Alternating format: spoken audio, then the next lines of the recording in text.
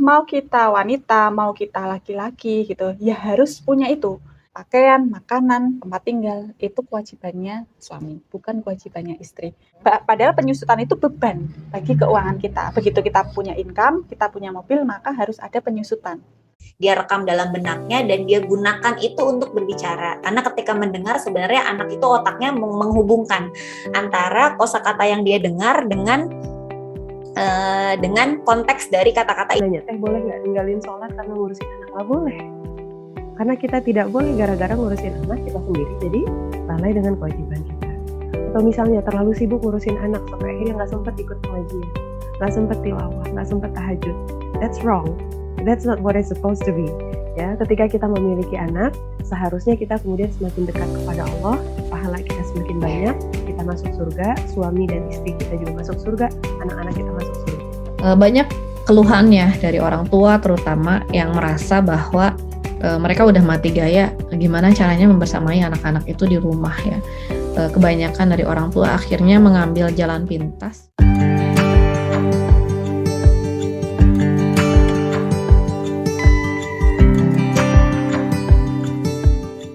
Halo, Assalamualaikum warahmatullahi wabarakatuh. Kembali lagi di Family Talk, program edukasi dari 1001 Tanya Jawab Parenting.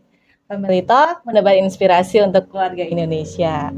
Apa kabar ayah dan bunda sekalian di rumah? Semoga dalam kondisi yang sehat ya. Dan alhamdulillah hari ini kita sudah bersama dengan seseorang yang luar biasa sekali. Saya sendiri ngefans sama beliau.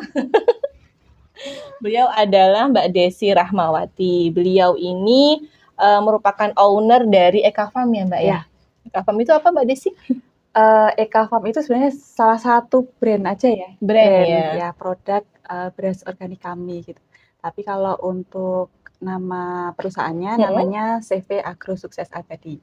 Tuh, Masya Allah luar biasa ya. Jadi Eka Farm ini adalah salah satu brand beras organik, salah satu brand ya. Dan Insya Allah ini cabangnya banyak sekali dari perusahaannya Mbak Desi ini, Masya Allah. Baik ayah dan bunda sekalian, hari ini kita akan ngobrol-ngobrol ya sama Mbak Desi tentang gimana sih ya caranya mengatur keuangan untuk keluarga. Karena gini Mbak, sering sekali nih para suami ya, kalau misalnya kita lihat di konten TikTok banyak banget, kok kemarin baru minta uang, sekarang minta uang lagi gitu. Atau misalnya, kemarin perasaan udah aku kasih 250.000 untuk sebulan, masa kurang gitu. Kamu tidak bisa mengatur uang kayak gitu-gitu kan. Kamu nggak seperti istrinya si A, si B, si C seperti itu. Nah kalau di sini mungkin para ibu-ibu mungkin merasa, bapak-bapak itu nggak tahu ya kalau sekarang itu semua bahan pokok itu udah naik semua gitu kan. Tapi bisa jadi kita nggak tahu ya, ternyata para ibu ini belum bisa memilih nih mana sih pengeluaran yang penting, mana pengeluaran yang masih bisa nanti, ngaturnya kayak gimana gitu kan ya Mbak Desi, betul ya? Ini pengalaman pribadi Desi. Oke, sekarang kita akan ngobrol langsung ya sama Mbak Desi. Oke, kita akan mulai gini Mbak, definisi keuangan keluarga yang sehat itu kayak gimana? Ini pertanyaan yang sulit karena setiap keluarga itu definisi sehatnya juga macam-macam ya. Oh gitu ya? Ya, karena kasus per kasus keluarga itu berbeda. Cuman gini, kita pasti punya role bermain ya dalam manajemen keuangan itu yang akan saya paparkan hari ini tuh lebih kepada mindset. Jadi mindset bagaimana kita memanage keuangan kita, keuangan keluarga kita, karena kan kita sudah berkeluarga ya. Iya. Nah, itulah yang kemudian nanti akan digunakan untuk mencapai tujuan-tujuan finansial kita. Nah, terkadang kita itu menggunakan uang kita tanpa ada tujuan yang jelas. Jadi hanya mengalir. Mau beli ini ya beli, mau beli itu ya beli, tanpa ada perencanaan. Nah, inilah yang menyebabkan kemudian keuangan jadi tidak teranggarkan dengan baik karena nggak punya tujuan. Nggak ada tujuan keuangan sama sekali di dalam hidup. Nah, kita tahu bahwa kehidupan pernikahan itu kan kehidupan yang panjang ya. Saya sendiri menikah kan usia muda di usia 20 tahun dan sekarang sudah menjalani pernikahan hampir 15 tahun. Artinya kan hampir mengikuti umur saya gitu kan, umur pernikahannya gitu. Nah, itu juga pernikahan itu di dalamnya salah satunya adalah ada ilmu keuangan gitu, rumah tangga. Nah, ketika kita melakukan sebuah pernikahan, kemudian berumah tangga, memiliki anak yang dikaruniai anak, kemudian kita harus memikirkan pendidikan, mungkin ada tujuan yang lain. Nah, itu tidak ditetapkan sejak awal. Jadi hanya ketika ada momen ini berarti anak saya harus sekolah, tiba-tiba udah sekolah. Oh, ada momen aku pengen haji karena teman-temanku haji, aku pengen haji. Jadi sama sekali nggak ada perencanaan di dalam kehidupan pernikahan kita. Akhirnya itulah yang menyebabkan tidak ada perencanaan keuangan rumah tangga. Nah, betul. Nggak kepikiran juga ya Mbak ya, kalau di awal nikah kan biasanya kan dipikir rumahnya di mana gitu kan, terus mau punya anak gitu, nggak mikir rencana keuangan. Nah, makanya ini mungkin ilmu baru untuk ibu-ibu yang ada di rumah gitu. Kalau misalnya besok punya anak, apalagi anaknya yang sudah besar, sudah siap untuk menikah, mulailah diajari atau berbincang tentang manajemen keuangan gitu. Nah, kecerdasan manajemen keuangan sendiri itu kan ada empat level gitu. Yang orang nggak ngerti gitu, 4 level itu apa. Yang pertama adalah kecerdasan untuk menghasilkan uang. Nah, ini penting. Jadi mau kita wanita, mau kita laki-laki gitu, ya harus punya itu. Kan kita nggak bicara banyaknya ya, kita bicara skill menghasilkan uang. Karena setiap kehidupan kita itu ada nggak sih yang gratis? Ada nggak? Nggak ada ya.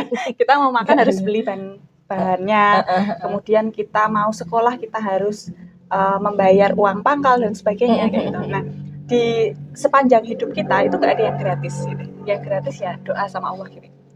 Itu pun kan pasti kita butuh baju yang bagus, alat ibadah yang bagus untuk doa sama Allah gitu. Nah, jadi kecerdasan pertama yang harus dilakukan oleh seseorang itu adalah kecerdasan menghasilkan uang dulu. Itu penting banget gitu. Karena kadang-kadang kalau saya wanita besok juga sama suami gitu kan. Ya nggak semua wanita seberuntung itu, misalnya punya suami kaya gitu ya, yang memberikan nafkah kita itu lebih dari yang kita inginkan, kan nggak semuanya seperti itu. Makanya kita harus survive dulu, yaitu menghasilkan uang. Terus yang kedua, kecerdasan yang kedua adalah cara kita menyimpannya. Menyimpan. Hasilkan terus disimpan. Menyimpan. Kemudian yang ketiga mengelola. Ini kita bicara pengelolaannya. Dan yang keempat adalah melipat gandakan. Gimana dengar kata melipat gandakan? Ingin ya? Masya Allah.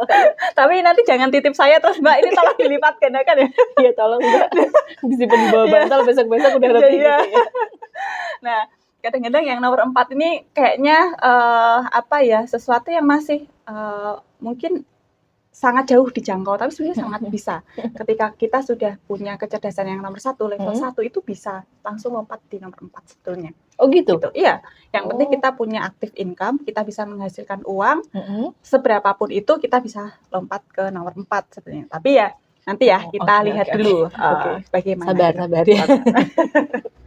Gitu. Nah, pengelolaan keuangan rumah tangga sendiri sebenarnya tadi sudah saya bilang ya, karena nggak ada perencanaan. Nah, mulailah merencanakan poin-poin yang akan dicapai. Misal begini, kita menikah, kita mau punya anak berapa? Dulu Mbak Laili ini tanya nggak sama calon suami misalnya, besok kita mau punya anak berapa? Tanya nggak? Dulu pernah sih. Ya, terus jawabannya 5. Realitanya baru 3.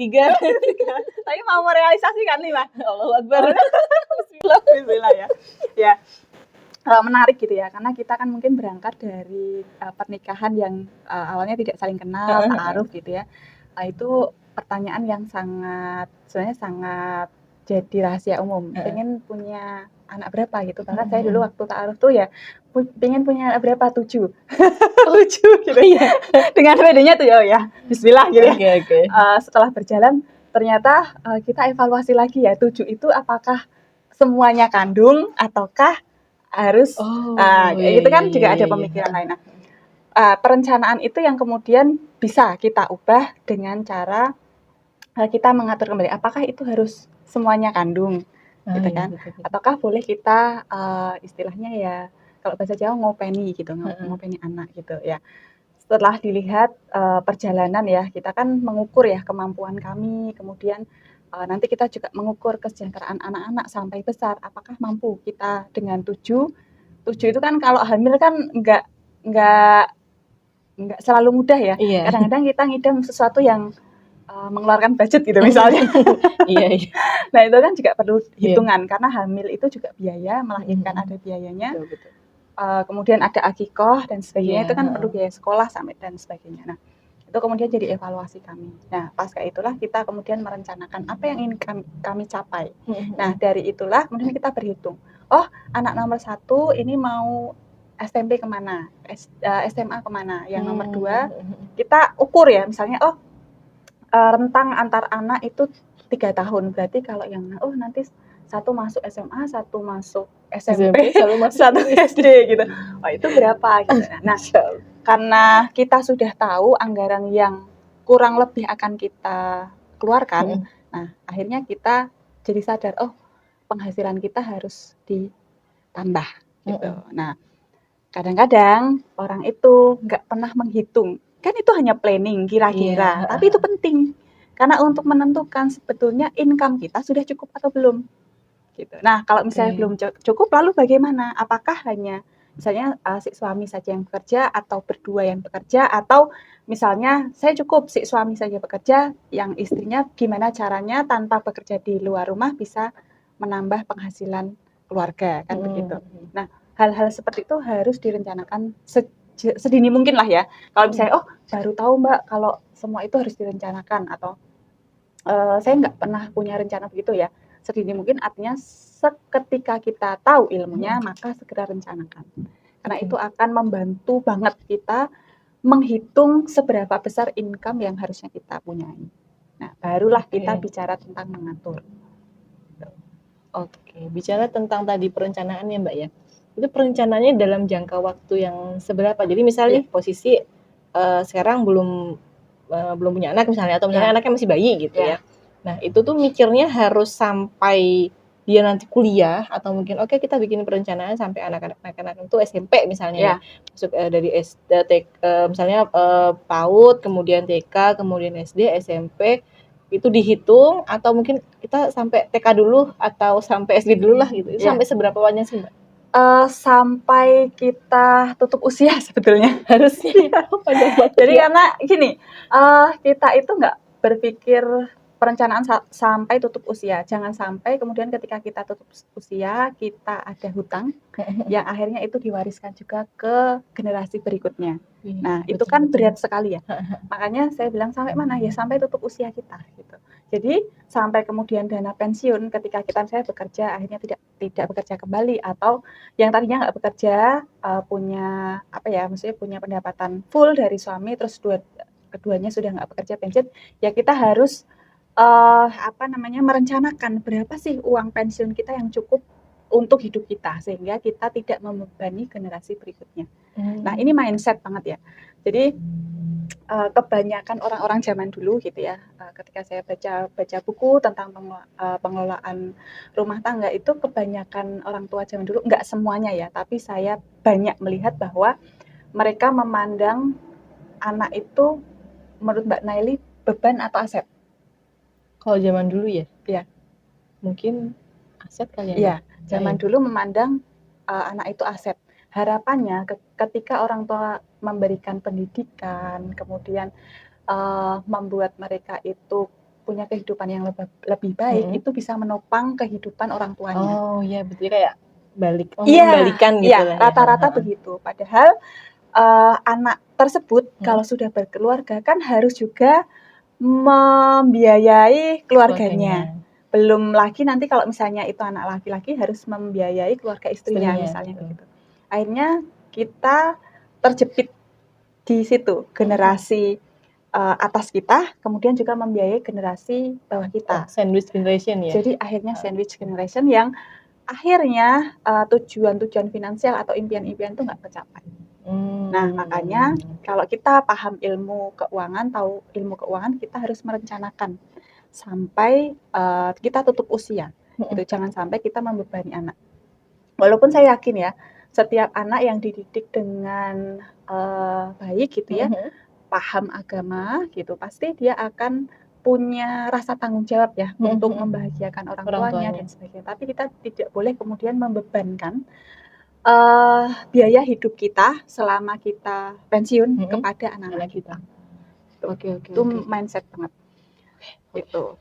Di highlight ya. Iya. Highlight. Kemudian perencanaan yang selanjutnya apa? Kita kembali ke depan ya.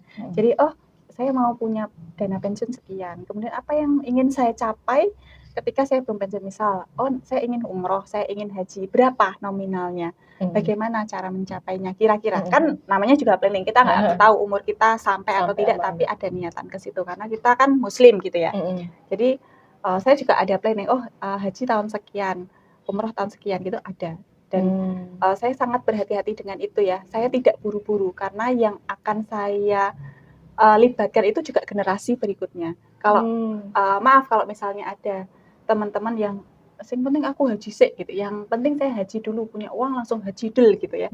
Kita nggak memikirkan yang ditinggal itu apakah nanti berkecukupan atau tidak dan sebagainya. Kita nggak akan pernah tahu kita bisa balik lagi ke sini atau Betul. makanya itu perlu dipikirkan.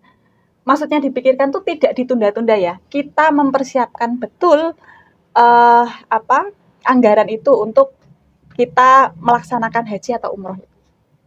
Jadi benar-benar kita tabungkan, kita ikhtiarkan itu untuk menggapai itu. Jadi nggak asal yang aku nanti aja gitu. Aku nanti aja itu kan harus juga punya ikhtiar. Nah kadang-kadang tuh kita lupa ikhtiarnya cuma nanti aja. Punya rencana nih, tapi nggak punya cara mengeksekusinya. Gitu. Nah, gitu. Kemudian kalau buru-buru mah? Buru-buru kayak misalnya nih, ini sekarang bulan Agustus nih ya. Ya. Agustus. Desember umroh deh, ya. gitu. Dalam hati memang berazam lah ya, berkeinginan untuk Desember itu umroh. Tapi itu kayak indikator keburu-buru gimana sih Mbak? Ya, indikator keburu-buru itu kita tidak mempersiapkan anggarannya sebelumnya. Jadi itu hanya murni muncul tiba-tiba karena dorongan dari luar misalnya gitu. Karena lihat teman-temanku udah umroh, teman-temanku udah haji, aku ya pengen gitu. Nah, akhirnya kita menguras tabungan kita. Terus nggak ada lah anggaran cadangan dan sebagainya. Yang penting aku berangkat, orang tahu aku berangkat, orang tahu aku haji atau umroh gitu. Jadi terburu-buru itu ya memang tidak punya planning kapan mau berangkat, bagaimana cara mencapai itu gitu. Jadi sama sekali spontanitas gitu. Oh iya betul. Ya, spontanitas. Aku pengen gitu, hanya pengen gitu. Ya walaupun punya anggaran ya, tapi kita kan harus memikirkan anak-anak kita. Sebelum haji atau umroh, apakah tanggungan sekolah mereka sudah kita penuhi kewajibannya? Nah, kadang-kadang kewajiban yang menurut saya lebih wajib ya kan, membayar sekolah anak, kemudian tidak membebani sekolah anak kita kan di situ juga ada gaji guru-guru yang harus dibayarkan. Betul. Nah, akhirnya kita terlalu egois. Aku ingin umroh sehingga uang gedung, uang untuk belajar nggak dibayarkan. Nah, itu kan zolim namanya. Iya, betul, untuk betul, apa betul. gitu. Nah, makanya harus kita buat pos-posnya. Pos-pos untuk ke sana gitu. Itu kemudian kita tarik lagi ke depan, anak kita mau menikahnya seperti apa, kemudian mau masuk sekolah tahun berapa. Nah, kemudian nanti sampai di paling depan kita sekarang punya income berapa. Gitu. Bagaimana kalau itu nggak cukup? Bagaimana kalau itu lebih dari cukup? Nah, itu harus dilihat ya. Kita harus berhitung. Nah, kebanyakan orang itu nggak mau menghitung. Cuman menghitung loh ya. Kan kita nggak spend kan? Nggak spend ke sana gitu. Cuman menghitung berapa sih kebutuhan keluarga kita sampai kita tuh nanti misalnya beribadah di tanah suci misalnya kayak gitu. Nggak pernah mereka hitung. Jadi tahu-tahu ada uangku berangkat itu, tapi nggak pernah menghitung itu. Nah, sebetulnya simple banget. Hitung semua pengeluaran dalam perencanaan hidupmu, gitu ya. Nanti kemudian akan disinkronkan dengan income-mu. Nah, misalnya nih, misalnya gini, income saya sekarang 5 juta, gitu ya. 3 tahun lagi anak saya masuk SMP nih, gitu ya. Berapa misalnya biaya untuk masuk sekolah itu misalnya 15 juta, berarti saya ada waktu 3 tahun untuk merencanakan biaya masuk anak saya gitu. Nah, dari 3 tahun itu kan berarti 3 3 kali 12 ya, berarti Iya, ada 36 36. bulan. Nah, 15 juta dibagi 36 bulan itu berapa? Nah, itu yang kemudian kita sisihkan, itu namanya perencanaan. Kalau misalnya, oh ternyata ini udah saya sisihkan, saya punya anggaran untuk tabungan 1 juta, yang harus saya sisihkan untuk sekolah misalnya hanya 350 juta. Yang 650 kemana? Yang 650 ya kita simpan, tapi untuk tujuan finansial yang lain. Makanya tujuan finansial itu harus ditetapkan dulu, lalu kita capai satu persatu. Jadi nggak simultan. Kecuali ya kalau misalnya kita punya rezeki ya, atau dikasih rezeki sama Allah berlipat ganda, kita bisa lakukan simultan. Kalau misalnya nggak bisa simultan ya satu persatu. Gitu. Jadi tetapkan dulu tujuannya. Rata-rata kehidupan rumah tangga teman-teman itu tanpa rencana. Jadi tahu-tahu udah masuk SD, tahu-tahu sudah masuk SMP, tahu-tahu SMA, tahu-tahu kuliah. Umi nggak ada uang untuk membiayai kuliah kamu gitu. Nggak pernah dibicarakan sama anak-anak sekarang kan beda sama zaman dulu ya. Anak-anak sekarang itu kan lebih mudah cari uang menurut saya, dengan berbagai macam keahlian ya yang zaman dulu mungkin ada keahlian-keahlian yang nggak dihargai, tapi sekarang itu kok jadi sebuah kayak misalnya konten kreator atau YouTuber itu kan kebayang nggak sih? Game aja sekarang jadi duit. Betul. Jadi nge-game aja yang menurut kita zaman dulu itu pekerjaan yang sia-sia gitu. Sekarang bisa menghasilkan uang. Nah, itu juga sebabnya kita juga harus bicara tentang uang dengan anak-anak kita di usia tertentu gitu. Berapa tuh Mbak kira-kira? Nah, kalau target kami gitu ya, anak usia 15 tahun, jadi balik atau prabalik mereka harus bisa menghasilkan uang seberapapun itu. Kita nggak akan hitung banyak atau enggaknya ya, tapi 15 tahun itu harus bisa menghasilkan uang sendiri, dan itu kita rencanakan. Bagaimana mereka bisa cari uang gitu. Gitu Mbak Naili. Wow ya. Jadi nggak sederhana ya sebetulnya nggak sederhana gitu kan. Selama ini kan gaji masuk ya biasa, misalnya gitu ya, gaji masuk 1,5 juta. Kadang pernah lihat nggak Mbak konten yang di kebanyakan konten ini ya. Kalau konten kayak di TikTok atau Instagram itu beberapa kali lihat kayak ada anak-anak yang memang dia lebih memprioritaskan menabung daripada untuk menghidupi dirinya sendiri. Jadi pada akhirnya misalnya 1,5 juta nih gaji, 1 juta masuk ke tabungan, nggak boleh otak-atik, dia hanya menghidupi dirinya selama 30 hari dengan 500.000 rupiah, berbekal dengan energen, Roma, dan Indomie kayak gitu kan. Sampai menurut Mbak Desi gimana sih? Saya tanya dulu, perencanaan atau anggaran pengeluaran itu siapa yang tentukan? Kita ya? Diri sendiri kan? Nah, berarti itu akan jadi beban atau tidak jadi beban itu sebenarnya adanya di diri kita sendiri, betul nggak? Nah, tapi ingat, investasi terbaik dalam lingkungan kita ya diri kita sendiri. Maksudnya gini, siapa yang bisa menghasilkan uang untuk diri kita sendiri? Ya diri kita sendiri. Kalau diri kita sakit, nggak dapat uang. Jadi bolehlah hemat anggarannya itu ya, berhemat anggaran, tapi juga lihat kondisi. Apakah dengan pola hidup seperti itu kita akan selalu sehat? Karena kesehatan itu adalah investasi. Untuk apa? Untuk kita menghasilkan uang lebih banyak. Betul nggak? Betul. Kalau kita misalnya sakit gitu ya, lalu siapa yang menghasilkan uang kan gitu? Betul. Ya jadi boleh banget berhemat asal gitu ya. Kita memahami diri dulu. Jadi kita harus memahami bahwa investasi terbesar di hidup kita ya diri kita gitu. Jadi orang berpikir bahwa ketika kita punya uang banyak, kemudian kita bisa berhemat, kemudian kita mengumpulkan pundi-pundi uang kita, kita tidak pernah berinvestasi pada diri kita, ya berhenti gitu. Kalau kita tidak punya ilmu untuk memperbanyak lagi gitu. Dan pada akhirnya yang menjadi pekerja dan mengumpulkan pundi-pundi uang kita ya hanya diri kita gitu. Tidak kemudian kita ada cara untuk orang lain atau tools gitu ya, atau alat investasi supaya uang yang kita punya bertambah banyak gitu. Nah, cuma ya itu intinya adalah jangan lupa bahwa aset terbesar di kehidupan kita ya diri kita. Investasi Oke. kan macam-macam ya, dengan kesehatan, Mm-mm. dengan menambah ilmu kapasitas kita gitu, sehingga Mm-mm. kita bisa menghasilkan income lebih banyak. Itu mindset cari income.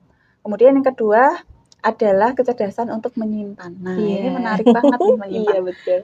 Ini juga saya lihat di TikTok ya. Sekarang kan baru banyak yang bikin konten kalau ada dompet ini untuk apa? Untuk apa? Oh iya, Untuk apa? itu Nah, saya hampir beli dompet. Aduh. ya, itu sebetulnya sangat membantu. Kalau orang zaman dulu menyimpan uang kan memang dipos-posin ya. Iya, di Bahkan ibu saya amplop-amplopin juga gitu. begitu. Ada yang di kaleng biskuit lah, Iya, ada yang di bawah betul. bantal, ada yang di bawah kasur. Kok banyak? Ternyata itu posnya sendiri-sendiri gitu. Apalagi ibu saya dulu jualan ya, jualan nasi gitu ya. Oh, ini kembalikan untuk modal, oh ini untuk gaji ibu, oh ini untuk orang tua.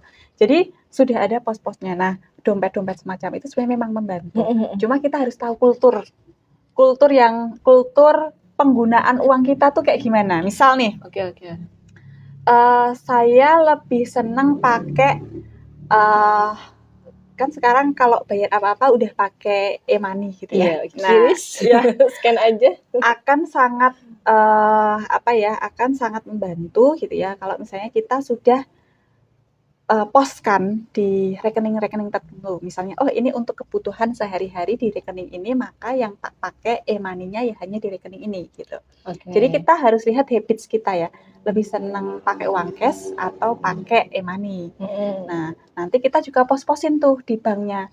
Nah, kalau triknya, tadi kan ditanya trik gitu ya. Triknya itu adalah kalau saya menyimpan uang, saya simpan di bank yang susah diakses. Karena kalau misalnya ya tadi, jadi kalau misalnya kita nyimpan di amplop, kita taruh di bawah bantal gitu ya. Tiba-tiba kita butuh saat itu gitu ya. Dan merasa nggak apa-apa lah sesekali ambil Iya. gitu, ambil lagi. Nah, akhirnya itu jadi kebiasaan kita. Kalau ada urgent kita ngambil di situ. Padahal itu pos tabungan gitu. Iya, betul. Nah, kalau saya sendiri untuk pos tabungan itu beda. Pos tabungan karena saya sama suami sama-sama bekerja. Tapi saya punya gaji sendiri kan. Nah, untuk tabungan diri saya punya rekening sendiri. Tabungan untuk saya dan suami itu ada sendiri. Gitu. Oke. Kok serumit itu gitu. Iya. Ya itu nanti hubungannya juga sama hukum ini ya, hukum waris ya. Kan selama ini kita pernah nggak dengar ada hukum waris dari istri? Taunya kan dari kepala keluarga ya, dari suami nanti dibagi ke saya. Ternyata ada hukum waris dari istri. Nah itu apa yang diwariskan ya hartanya istri, bukan harta ketika menikah dimiliki oleh suami dan istri. Jadi yang harus kita pahami bahwa kalau seorang wanita itu bekerja, dia punya gaji, maka itu hak dia, bukan hak keluarga. Itu hak dia, murni hak dia. Jadi keluarga misalnya suami untuk uang makan, kalau ridho silahkan, kalau nggak ridho juga nggak apa-apa. Itu haknya dia. Itu nggak apa-apa ya? Nggak apa-apa banget. Nggak apa-apa banget. Nah ini bapak-bapak yang nggak paham, Pak. Tolong ditonton ya Pak. Jadi kalau misalnya kita sudah kasih nafkah ya ke istri. Nah nafkah pun kan juga ada dua macam. Nafkah untuk istri dan nafkah untuk keluarga. Nafkah untuk istri itu ya tidak boleh diminta lagi, itu haknya istri. Mau dipakai untuk beli perhiasan, mau dipakai untuk beli kendaraan, mau dipakai untuk nyalon, mau dipakai untuk skincare, mau dibagikan ke adiknya atau keluarganya, terserah gitu. Dan si suami nggak boleh meminta pertanggungjawaban atas harta ini. Cuman sebagai seorang muslim yang baik kan kita tahu ya bagaimana cara mengelola harta ya, supaya itu tidak jadi fitnah gitu. Nah, nafkah keluarga inilah yang kemudian jadi hak-haknya keluarga. Jadi haknya suami untuk mendapatkan makanan yang layak, pakaian yang layak gitu. Tapi sebetulnya pakaian, makanan, tempat tinggal itu kewajibannya suami, bukan kewajibannya istri. Adapun kalau misalnya si istri akhirnya sekarang banyak juga konten tulang rusuk jadi tulang punggung. Nah, iya nih banyak. Ya itu sebenarnya salahnya si suami juga karena dia nggak belajar bahwa sebetulnya ada pahala yang besar ketika dia menghidupi keluarganya dengan baik dan layak. Itu fenomena yang terjadi. Nah, jadi triknya simpan sesuai dengan habit kita. Kalau habit kita memang saya agak susah dan agak males ngeluarin cash, ya sudah nggak apa-apa, disimpan di dalam cash karena kita nggak pakai itu ya, kita pakainya e-money. Dan kalau misalnya kita lebih susah untuk mencairkan simpanan itu di rekening yang nggak punya ATM, nggak punya buku tabungan, kan ada ya begitu. Ada. Nah itu silahkan tempuh itu gitu. Atau kalau misalnya saya kalau ada uang pasti habis, boleh nggak dibelikan sesuatu yang berharga, misalnya perhiasan atau emas, kayak boleh banget gitu. Karena kebiasaan kita kalau kita punya uang pasti habis, maka simpenannya adalah barang yang butuh effort untuk diuangkan. Ya, gitu. Nah itu kita harus memahami dulu habit kita. Kalau saya sendiri ya itu menyimpan di rekening yang nggak ada ATM-nya, jauh dari rumah. Jadi kalau misalnya mau ke sana, aduh males, akhirnya kita harus putar otak. Ini menuhinya dari mana ya gitu, nggak mengganggu yang ini.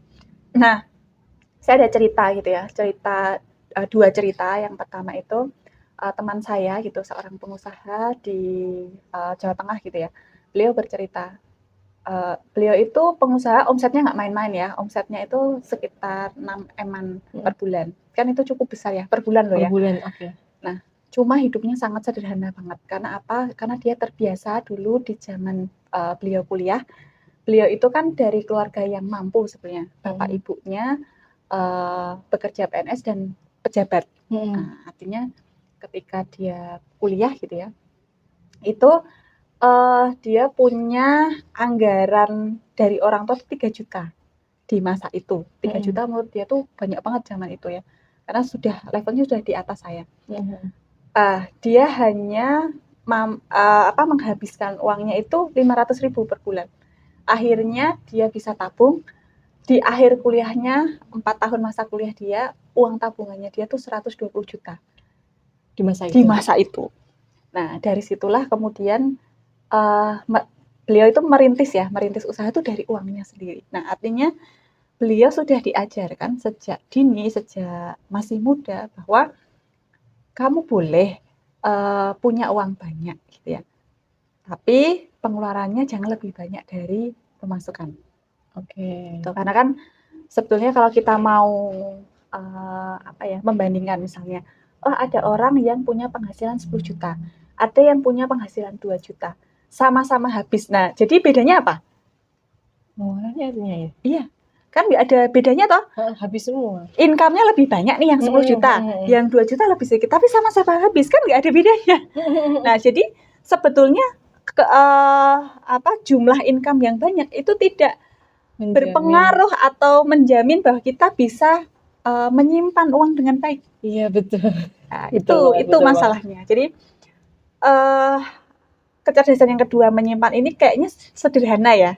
Tapi sebetulnya inilah yang kemudian kita naik di level 3, mengelola keuangan. Kita tidak boleh mengeluarkan lebih dari pemasukan kita. Itu kunci banget. Nah, untuk tahu pengeluaran kan kita perlu hitung. Nah, masalahnya di pangkalnya tadi kita nggak pernah berhitung, nggak pernah merencanakan. Betul. Nah, jadi kita nggak tahu apakah income kita cukup atau kurang. Kalau kurang ya kita harus nambah. Kalau cukup ya alhamdulillah, berarti kita tetap harus nambah. Kalau misalnya kelebihan, berarti kita harus simpan. Nah, di dalam financial planning ada 4 pos ya, yang kalau kita punya active income nih, sudah bisa menghasilkan uang, itu ada 4 pos yang harus kita anggarkan. Yang pertama itu pos sedekah. Nah, pos sedekah ini biasanya dianggarkan 2,5% dari pemasukan. 2,5%. Ya, tapi saya prefer, lebih seneng, kan sedekah itu kan membuka pintu rezeki ya. Walaupun mungkin tidak secara langsung, kita harus bedakan. Rezeki itu bisa dalam hal berkecukupan, keberkahan, kebahagiaan, kesehatan. Nah, maka biasanya saya dorong teman-teman untuk bersedekah itu 10%. Jadi enggak 2,5%.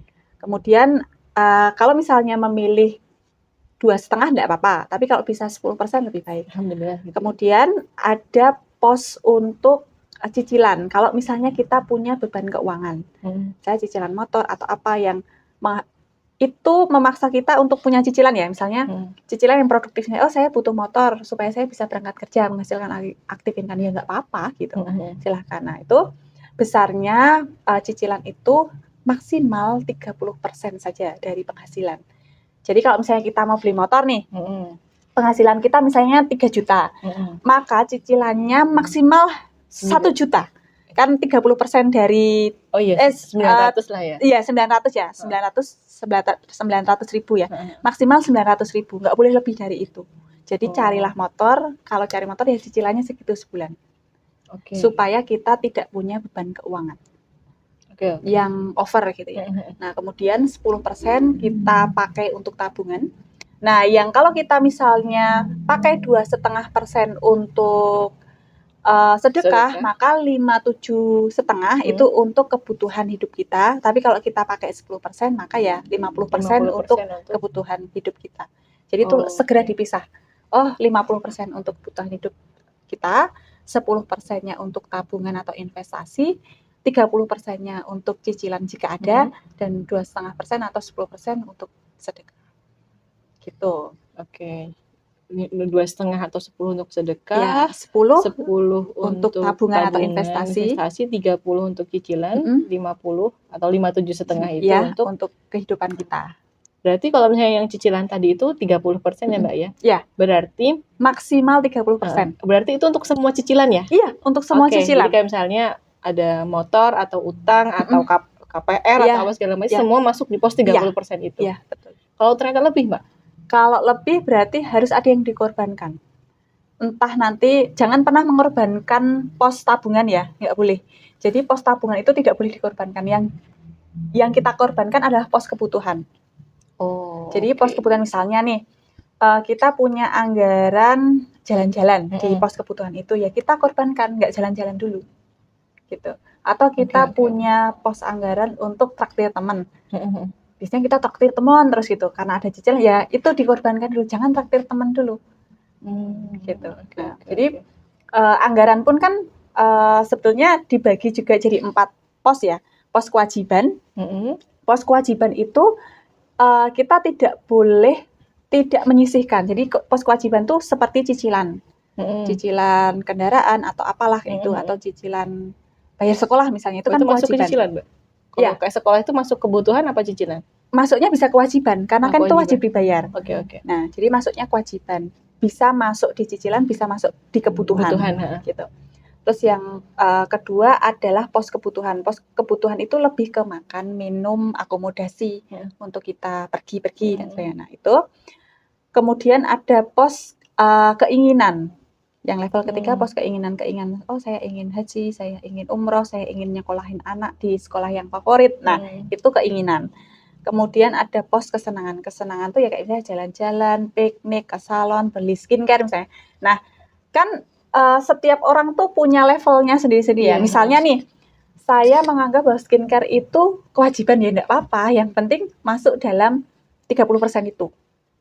Gitu. Saya masukkan misalnya, saya masukkan skincare itu jadi kesenangan. Berarti kalau misalnya yang kewajiban dan kebutuhannya sudah over budgeting, maka yang di skip adalah yang kesenangan. Gitu. Baru kalau kesenangan, kita sudah skip nih anggaran kesenangan, masih kurang lagi, berarti kita skip anggaran keinginan. Gitu. Misalnya keinginan menyekolahkan anak di tempat favorit, akhirnya biayanya mahal. Nah, kadang-kadang orang tua tuh terjebak di sini nih, gitu. Jadi karena merasa saya tuh nggak bisa mendampingi anak saya belajar, jadi saya harus menyekolahkan anak saya di sekolah yang favorit, yang bagus misalnya. Akhirnya kita over budgeting di situ. Padahal sekolah itu adalah pilihan kita sendiri kan, pilihan orang tua gitu. Yang disesuaikan dengan anggaran yang kita punya. Jangan sampai kita sudah masukkan anak di sekolah favorit, di tengah jalan kita nggak bisa bayar uang sekolah. Nah, itu akan sangat berdampak juga pada anak kita gitu. Betul. Karena kita nggak berpikir jauh ke depan, apakah saya bisa menyelesaikan kewajiban sekolah ini sampai akhir. Gitu. Ada akhirnya yang tiba-tiba langsung pindah sekolah. Nah, itu secara psikis anak juga nggak bagus. Gitu. Nah, itu jadi jangan karena kita egois gitu ya. Kita sudah nggak punya anggaran untuk nyekolahin anak di tempat yang baik. kemudian kita juga nggak mau membimbing anak kita, lah maunya apa gitu. Ya kita kan harus mengorbankan, pada akhirnya kita harus mengorbankan waktu kita untuk membimbing anak kita kalau kita nggak punya materi. Tapi kalau kita punya materi yang cukup, ya nggak apa-apa, sekolahkan di di sekolah yang bagus gitu. Tapi tetap kembali pendidikan juga tetap harus didampingi ya anak-anak gitu. Karena banyak alasan saya temui gitu ya, banyak alasan orang tua memasukkan anak ke sekolah favorit full day atau pesantren itu karena mereka niatnya bagus nih supaya anaknya jadi anak yang soleh, tapi mereka nggak hitung kemampuan mereka. Padahal pilihan sekolah itu pilihan kita, dan banyak sekali model sekolah yang sebenarnya bisa jadi pilihan ya. Ada yang bagus, harganya juga bagus, ada yang bagus harganya agak miring kan banyak. Hanya kita tuh males cari informasi, nah sehingga kita over budgeting. Nah itu hati-hati di situ. Luar biasa ya. Jadi memang ternyata memang harus dipos-poskan seperti itu ya Mbak ya, supaya nggak kesenggol sana sini Mbak. Nah pertanyaan saya Mbak, yang masalah tadi budget tabungan ya. Nah, yang budget tabungan itu 10% tadi ya. Pertanyaan pertama, kenapa nggak boleh diotak-atik? Karena jadi gini, kita kan kunci sukses finansial. Jadi kita kan biasanya selalu aku pengen punya financial freedom gitu. Financial freedom. Oke. Tapi nggak tahu caranya bikin freedomnya. Nah, ketika kita ingin mencapai suatu impian, kan nggak bisa kita capai sekejap gitu ya. Kita harus punya perhitungan. Saya pengen umroh. Lah kalau nggak nabung gimana caranya gitu. Iya nggak sih? Artinya tabungan itu memang ada tujuannya. Iya, betul. Jadi tabungan itu jangan hanya sekedar kita pengen lihat saldo tabungan kita banyak nolnya gitu ya. Tapi itu harus punya tujuannya. Jadi suatu saat itu harus dikeluarkan juga untuk memenuhi target kita yang sudah kita buat. Iya, nah, betul. Kadang-kadang orang-orang tuh terjebak gini, sudah nabung banyak, aku eman-eman mau pergi umroh padahal cukup gitu. Aku eman-eman kalau mau bikin rumahku jadi tambah lebih enak dipandang. Nah, karena apa? Karena yang dikejar adalah lihat angka nolnya itu. Mereka nggak punya tujuan keuangan. Nah, akhirnya nanti itu akan berdampak pada mereka menginginkan sesuatu yang sebenarnya tidak dibutuhkan. Karena kebanyakan uang kita bingung nih. Ada itu aku pengen. Jadi akhirnya bukan berdasar pengeluaran itu tidak berdasar pada kebutuhan, tapi keinginan. Saking banyaknya uang yang sudah dipunyai kita. Karena nggak punya tujuan. Nah, kalau kita punya tujuan di tabungan, misalnya saya anggarkan 10% untuk investasi. Ya sudah, investasi kan banyak ya. Misalnya kita beli saham di perusahaan-perusahaan yang go public gitu ya. Itu akan dirasakan manfaatnya tuh setelah 20-30 tahun yang akan datang. Ketika misalnya anak-anak kita dewasa. Jadi misalnya kita nikah, baru punya anak satu. Anggaran pendapatan kita, income-nya banyak. Bisa menyisihkan 10%. Ya sisihkan sejak anak kita tuh kecil. Karena nanti dampaknya 20 tahun yang akan datang. Kalau kita bicara yang namanya investasi. Tapi kalau just hanya tabungan, maka harus digunakan sesuai dengan perencanaan keuangan kita. Misalnya, tabungan untuk pendidikan ya dikeluarkan ketika memang anak kita membutuhkan itu untuk pendidikan yang lebih baik. Nah, makanya kan tadi di awal saya bilang, tentukan dulu tujuanmu. Iya. Tentukan dulu tujuanmu. Karena kebanyakan orang tidak punya tujuan finansial. Makanya mereka akhirnya sembarangan ya mengeluarkan uang. Jadi makanya kan tadi kenapa saya bingung kan kenapa nggak boleh diutak-atik gitu kan. Mindset kan pikirannya kan kayak gini Mbak. Jadi lah uang kan memang untuk dikeluarkan kayak gitu. Kenapa nggak boleh diotak-atik? Gitu. Oke, tadi itu kenapa nggak boleh diotak-atik. Yang kedua, misalnya tadi kan sudah diceritakan sama Mbak Desi tentang taruh di rekening yang misalnya nggak ada kartu ATM-nya atau jauh dari rumah supaya susah atau malas ngambilnya kayak gitu kan.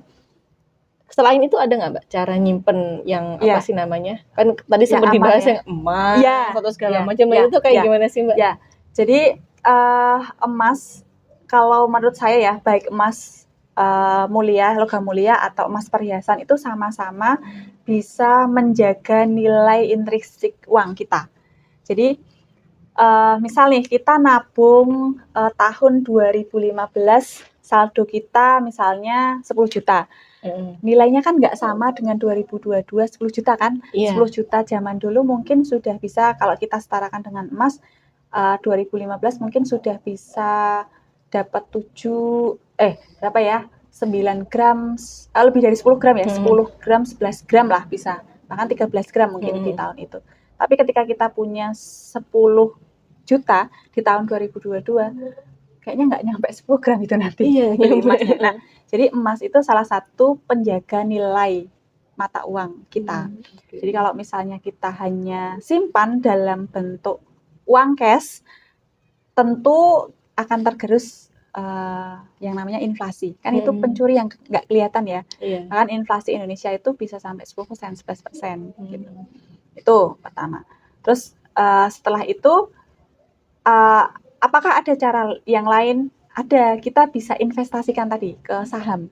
Saham. Dengan catatan itu betul-betul uang yang nggak akan kita gunakan. Nah, beli saham, jadi beli saham, kemudian kita kita ikhtiarkan tuh untuk dapat bagi hasil sama nanti nilai sahamnya bertumbuh. Kan suatu saat nanti kita bisa jual. Jadi misalnya tahun 2015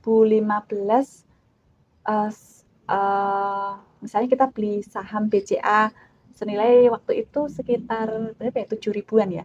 7 ribu atau 6 ribu di tahun itu. Di 2022 nilai sahamnya sudah 9 ribuan per lembar saham. Artinya itu kan akan naik.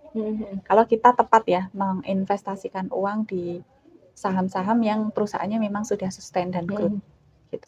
Nah, itu kita bisa cairkan suatu hari nanti. Selain setiap tahun kita dapat bagi hasil nih dari perusahaan itu, nah lembar sahamnya itu bisa kita jual suatu saat nanti kalau kita butuh uang. Dan itu sangat mudah.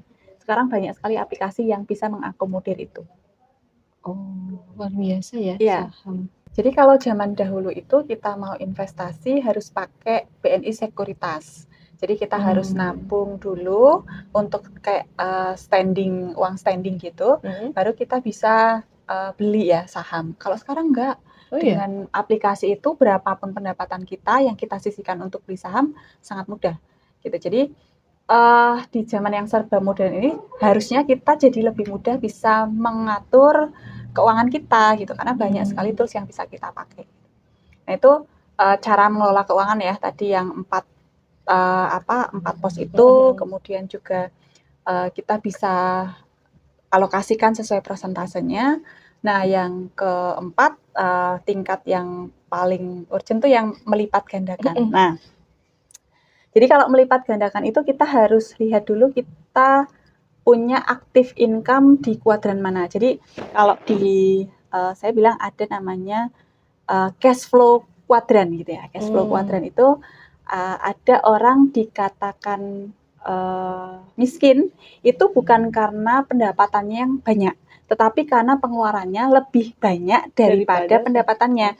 Jadi misalnya dia nih dapat income 10 juta, langsung dia keluarkan untuk cicilan A, cicilan B, cicilan C. Jadi tidak ada yang dia spend untuk kebutuhan. Akhirnya dia dibilang sebagai orang kaya, tapi orang kaya yang nggak sungguhan. Jadi terkesan kaya aja. Kayanya dari apa? Dari dia dapat gaji, lalu dia keluarkan untuk kebutuhan yang sifatnya cicilan-cicilan itu, supaya dia terlihat kaya. Misalnya beli mobil, cicilan. Beli iPhone, cicilan. Padahal dia nggak butuh itu. Dia hanya ingin menunjukkan bahwa ini loh saya kaya. Gitu.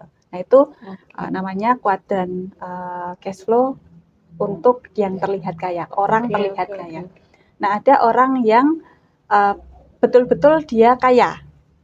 Gitu. Nah betul-betul kaya itu maksudnya kalau misalnya dia punya income, tidak dia keluarkan untuk cicilan-cicilan atau untuk kebutuhan, tapi dia masukkan dulu ke investasi.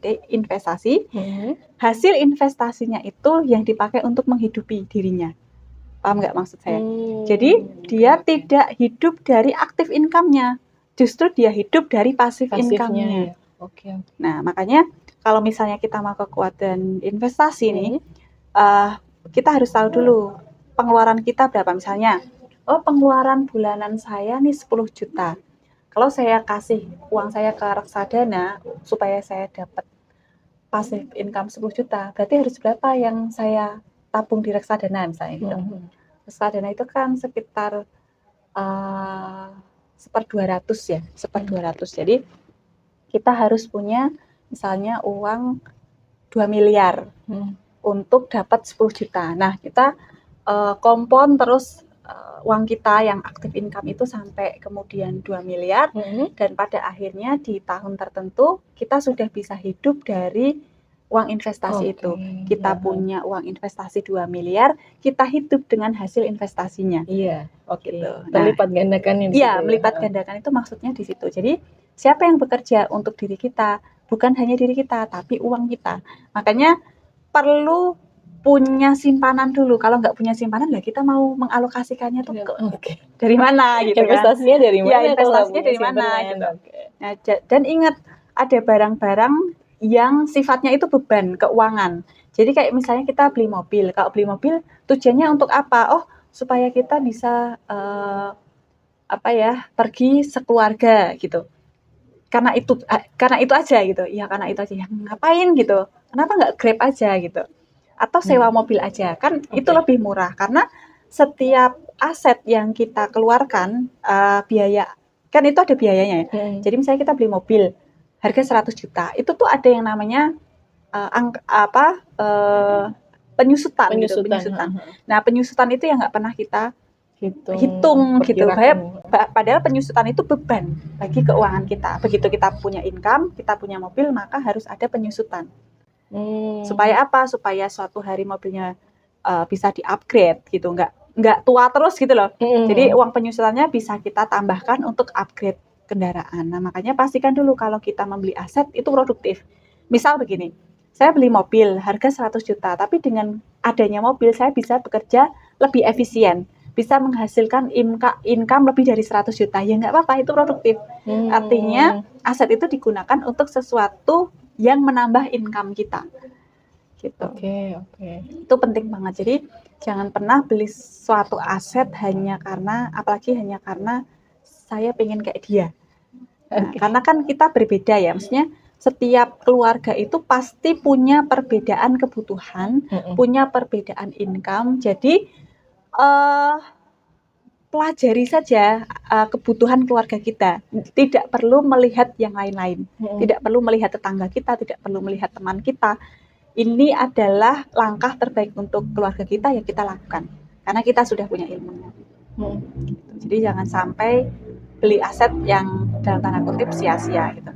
Nah, tadi kan di luar obrolan ya, kan tanya misalnya, ada nggak yang lebih lebih panjang jangka investasinya dibanding saham atau emas gitu. Ya ada properti gitu. Properti berupa apa? Tanah gitu. Tapi jangan berharap 1-2 tahun berhasil lah ya. Kalau yang namanya investasi itu kita bicara jangka panjang, maka bicaranya 5, 10 tahun, 15 tahun, 20 tahun, 30 tahun yang akan datang.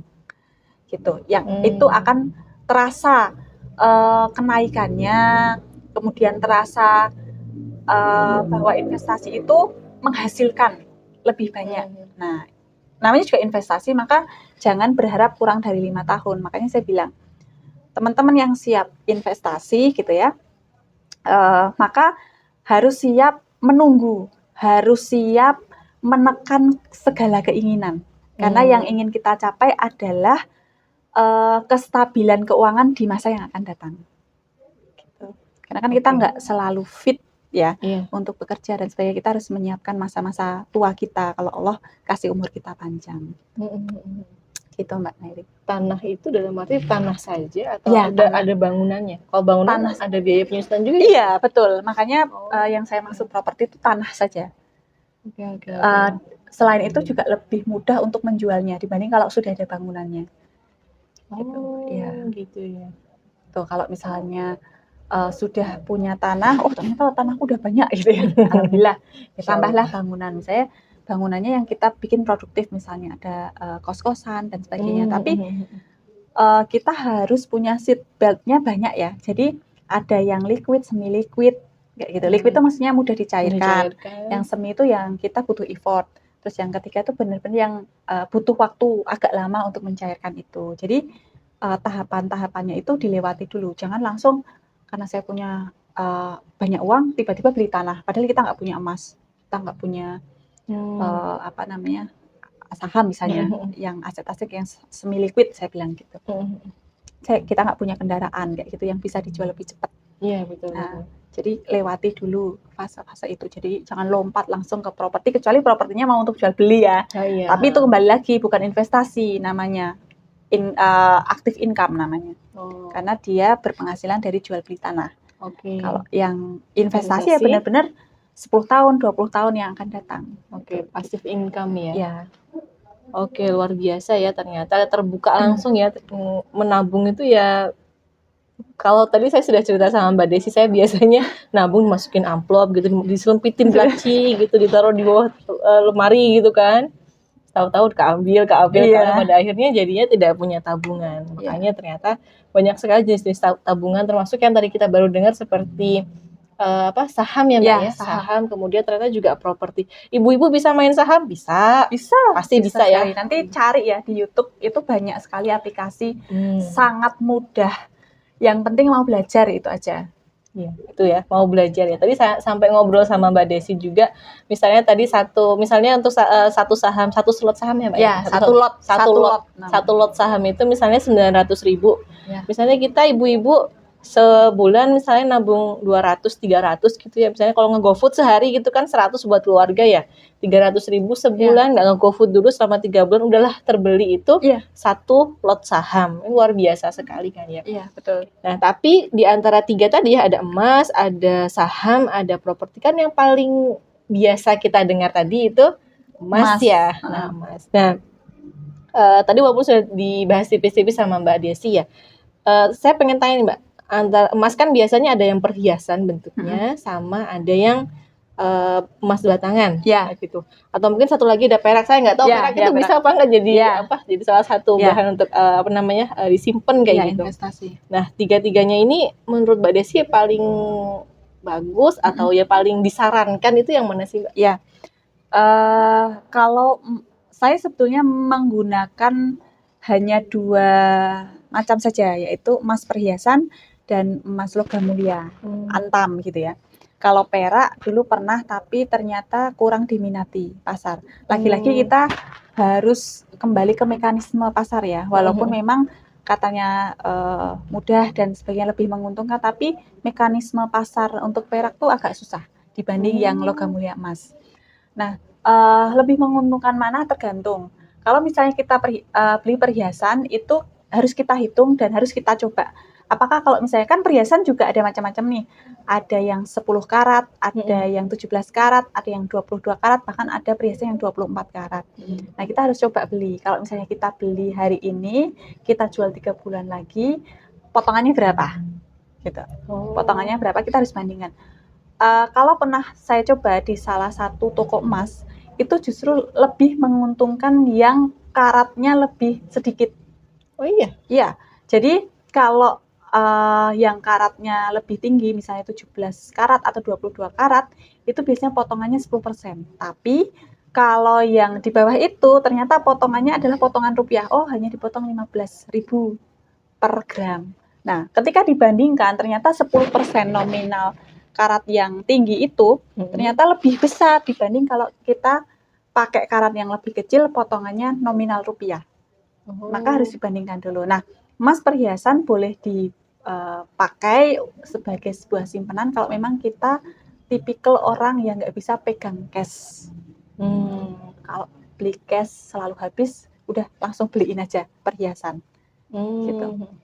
Ini kan lama-lama kita juga agak males ya kalau misalnya cuma butuh 100.000 harus ngejual emas juga males juga gitu. Males banget. Iya, males banget ya kan, harus ada effort aja males. Ya Allah. Itu. Nah, kalau untuk logam mulia sendiri, saya kan sebenarnya banyak sekali macam ya logam mulia, tapi saya sendiri kan pakai antam karena dia sudah ber-LBMA. Jadi lisensinya tuh lisensi internasional. Kalau misalnya saya ke luar negeri, kalau nggak punya cash, saya bisa pakai emas itu. Dijual di luar negeri, dan itu marketnya memang sudah internasional. Jadi kenapa saya pilih salah satunya produknya antam, logam mulianya karena sangat mudah diperjualbelikan. Hanya saja orang itu berpikir emas itu investasi. Jadi bisa dikatakan sebuah investasi itu kalau sudah kita simpan minimal 3 tahun dengan kondisi ekonomi yang cenderung harga emas itu naik. Nah, kesulitannya atau tantangannya untuk emak-emak, kita harus mantau nih harga emas ya paling nggak sebulan sekali ya kita pantau apakah kondisinya naik atau turun. Nah, belakangan ini agak anomali ya. Biasanya kalau emas itu kan selalu ada kenaikan. Begitu inflasi pasti ada kenaikan harga. Nah, 3 tahun belakangan ini nggak ada. Oh iya. Ya, jadi opsional. Makanya kalau misalnya memang mau long, mau jangka panjang untuk menjaga nilai intrinsik uang kita, maka emas logam mulia masih proper ya, disimpan 5 sampai 10 tahun gitu, nggak apa-apa. Dan itu bagus untuk tujuan tertentu yang sifatnya masih jauh ya, misalnya 5-10 tahun ya. Terutama saya biasanya simpan uang, maksudnya simpan tabungan di dalam bentuk emas itu kalau untuk pendidikan anak dan untuk uang cadangan. Oh, karena memang akan dipakainya Ya, lama gitu Ya, ya. akan dipakainya suatu saat, suatu hari nanti. Bahkan saya untuk dana pensiun juga di emas. Jadi karena saya menghitung nih, misalnya uang untuk makan saya berdua nih sama suami misalnya 1 bulan senilai 5 gram emas, maka misalnya saya pensiun di usia, misalnya saya nggak punya pendapatan lagi di usia misalnya 60, terus hitunglah angka hidup orang tuh 65 sampai 68 misalnya 8 tahun, maka 8 kali 5 gram kali 12 itu yang saya targetkan sebagai dana pensiun.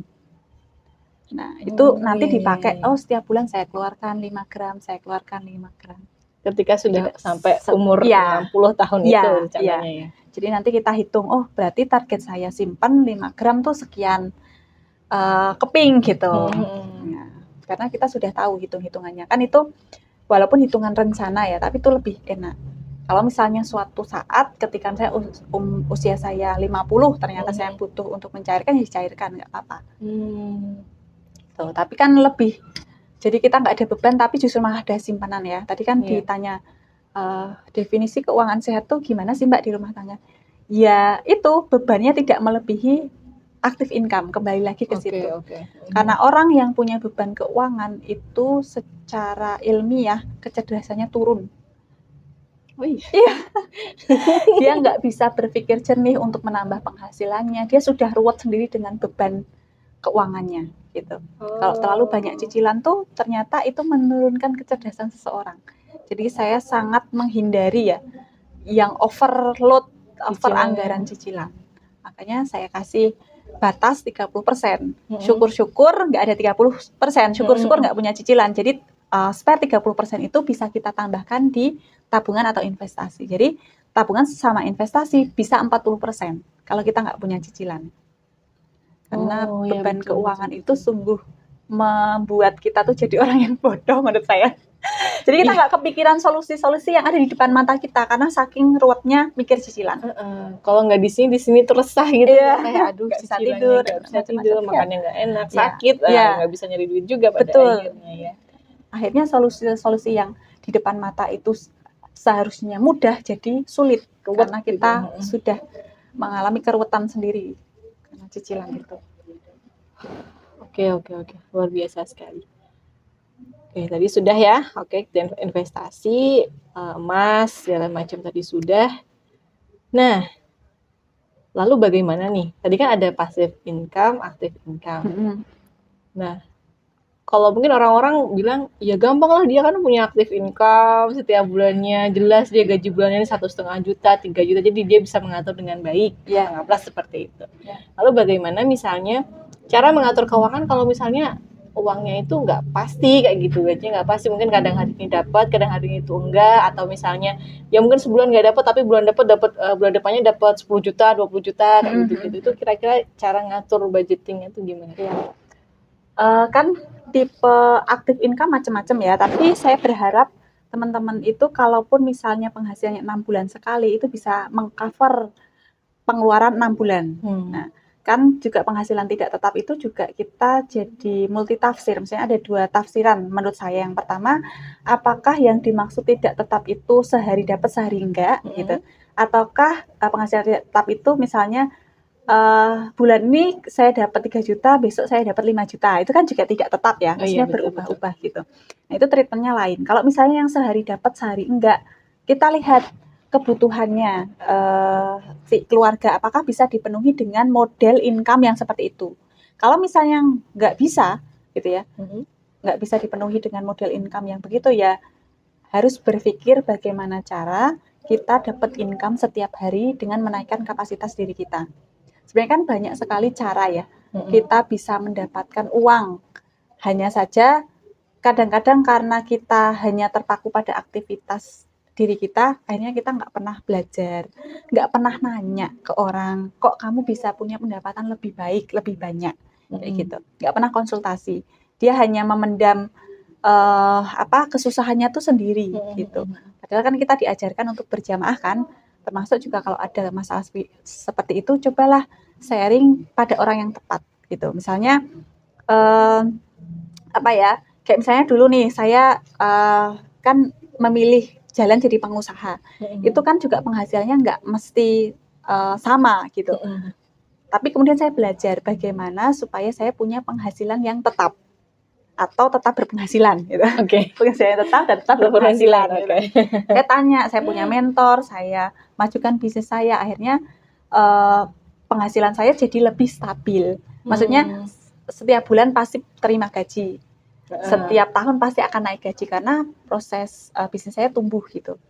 Nah, jadi si orang yang belum punya income harian, maka yang pertama-tama harus dia lakukan adalah bagaimana cara membuat income itu ada setiap hari.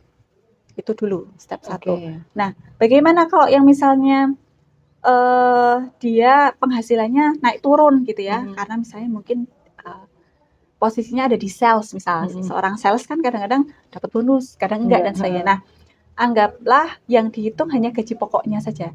Itu yang kemudian dikelola sebagai tadi yang 4 pos tadi. Nah, bonus-bonus yang muncul gitu ya karena kinerja dia dan sebagainya itu juga ditambahkan di posisi tabungan. Begitu. Jadi jangan digunakan juga di kebutuhan sehari-hari. Gitu. Jadi bisa di tabungan. Kalau misalnya kebutuhan saya sehari-hari aja nggak cukup, ya coba dihitung cukup bagaimana cara menyelaraskan antara gaji yang pokok itu dengan kebutuhan. Kalau misalnya udah beneran kita udah sampai makan cuman sehari 2 kali misalnya nggak jajan, nggak ngapain dan sebagainya, ya itu digunakan nggak apa-apa untuk menambah supaya ya itu tadi investasikan ke diri kita ya, kesehatan, ilmu untuk meningkatkan kapasitas kita dan akhirnya naik lagi. Kita bisa mintalah ke perusahaan, Pak saya kan misalnya penjualan saya bagus, boleh dong gaji pokoknya dinaikkan, bonusnya dikurangin nggak apa-apa, tapi gaji naik. Nah kan boleh juga. Nah kalau misalnya teman-teman itu ada di perusahaan yang nggak mau menumbuhkan, padahal kita mau bertumbuh ya, berarti ada yang salah dengan perusahaannya gitu. Jadi kalau di kami juga di perusahaan saya itu kita akan naikkan gaji orang ketika kapasitasnya naik. Kita nggak perlu dia nyuruh untuk jadi apa, misalnya kamu jadi manajer ya, kamu jadi SPV ya, enggak. Kamu mau naik gaji, naikkan kapasitasmu. Tunjukkan kapasitasmu naik, pasti gajimu naik. Karir petmu juga akan tumbuh, saya bilang gitu. Nah itu kan juga salah satu solusi ya. Jadi tidak boleh kita menyerah dengan pendapatan yang sekarang, maka yaitu investasilah pada diri sendiri untuk menaikkan kapasitas. Semakin skill kita tambah, kompetensi kita tambah, maka orang akan menghargai kita. Ya, betul. Gitu Betul kan. banget. Keren. Ya. Luar biasa, jadi langsung di kepala saya langsung banyak PR nih sampai semua ini. Kita akan membuat rancangan anggaran, betul. List dulu pengeluarannya apa, tujuan tabungan apa, dan segala macam. Dan jangan lupa ngitungnya sama suami. Jadi jangan hanya ibunya, yang tahu ibu-ibu, padahal yang cari uang suaminya. Jadi nggak sinkron, yang cari uang suaminya, yang tahu hitungannya kita gitu. Jadi harus keduanya tahu hitungan Oke. kebutuhannya, juga istri itu juga seharusnya tahu berapa yang dihasilkan suami. Kadang-kadang kan ada juga ya tipe suami yang istilahnya ndelik ke penghasilannya. Iya, Ada disembunyiin. dan Kamu banyak cuma seperti itu. kasih segini ya, Iya, gitu nggak kan. tahu tiba-tiba kalau tiba-tiba aja misalnya si suami meninggal tahu-tahu punya hutang kayak gitu-gitu, itu Betul. mengerikan. Jadi salinglah terbuka ya, kalau misalnya sudah berkomitmen membangun rumah tangga ya terbuka, termasuk soal penghasilan, termasuk kalau misalnya suami punya tanggungan atau punya kewajiban untuk menafkahi orang tuanya, terbuka agar si istri juga bisa kemudian menyesuaikan ya the income. Nah, prinsipnya punya penghasilan 10, gunakanlah 9. 10, Ya. 9. Kalau punya penghasilan 10, gunakan 9. Yang 1 itu kamu taruh dan kamu perbanyak, lalu wujudkan tujuan-tujuan finansial. Luar biasa sekali ya, ayah bunda sekalian di rumah. Gini, sepertinya saya yakin ayah bunda di rumah juga udah kepengen, oke habis ini kita harus membuat rancangan pengeluaran dan segala macam. Kalau begitu terakhir Mbak Desi, pesen deh buat kita apa? Mungkin buat para ibu ya, terutama karena mungkin ayah bunda-bunda di rumah kan posisinya berbeda-beda. Ada yang ibu rumah tangga yang tanda petik passive income tadi ya Mbak ya, yang mendapatkan dari suami saja. Kemudian ada istri bunda-bunda yang sebagai pekerja memiliki active income kayak gitu. Pesannya untuk kita semua sebagai bunda, sebagai istri yang memang diberikan tanggung jawab oleh suami untuk mengatur keuangan keluarga. Iya. Untuk bunda-bunda yang diberi amanah untuk mengatur keuangan keluarga, sebetulnya amanah mengatur keuangan keluarga itu tidak harus dilimpahkan pada istri. Jadi siapapun yang lebih pandai mengatur, maka berikan amanah itu. Misalnya si suami lebih pandai, dia lebih pandai mencari, juga lebih pandai mengatur, ya silahkan, enggak apa-apa. Yang mengatur adalah si suaminya. Asal istrinya tahu uangnya tuh untuk apa aja, pos-posnya jelas gitu ya. Nah, demikian juga sebaliknya. Kalau misalnya ada suami yang hanya bisa cari active income, dia nggak bisa mengelola, diserahkanlah kepada si istri. Nah, si istri juga harus melaporkan untuk apa saja. Jadi komunikasi ya, yang paling penting itu adalah komunikasi. Uang sekian itu untuk apa saja. Sesekali update lah harga di pasaran tuh seperti apa gitu. Jadi jangan hanya nerima jadi ya, kan kebanyakan suami itu nerima jadi. Nah, untuk ibu-ibu yang bekerja juga, kalau misalnya punya penghasilan sendiri, kalau memang ridho, ya boleh diberikan kepada keluarga juga, tapi jangan lupa menyisihkan untuk kesenangan diri kita sendiri. Maksudnya gimana? Maksudnya supaya untuk menjaga kewarasan kita ya, karena kan pekerjaan sebagai seorang ibu rumah tangga ataupun seorang pekerja, apalagi dengan anak yang cukup banyak, itu kan cukup membuat stres. Nah, jangan sampai kita kemudian justru malah melupakan kebahagiaan diri kita. Karena kalau katanya ya, kalau istri bahagia, keluarga kan jadi bahagia juga. Iya, betul. Jadi jangan juga semua penghasilan si istri itu diberikan kepada keluarga. Jadi harus memahami, kalaupun misalnya kondisinya suami saya nggak bisa kerja gitu, kemudian harus saya yang bekerja karena mungkin suatu hal ya, misalnya karena sakit dan sebagainya. Prinsip cara mengatur keuangan rumah tangga sudah saya sampaikan seperti tadi, 4 pos, dibagi-bagi sesuai prosentasenya, kemudian naikkan kapasitas diri kita supaya orang lebih menghargai kita. Kalau orang lebih menghargai kita, maka income kita akan jadi lebih banyak. Gitu. Nah, tergantung nanti posisinya, apakah kita self-employed, ataukah kita karyawan, apakah kita pembisnis, ataukah kita investor. Tapi setiap kuadran, baik self-employed atau employed atau pembisnis, itu bisa jadi seorang investor yang kemudian dia akan bisa mendapat passive income gitu. Jadi tidak perlu berkecil hati ya kalau misalnya jadi tulang punggung ya istilahnya, karena suaminya memang tidak bisa bekerja gitu.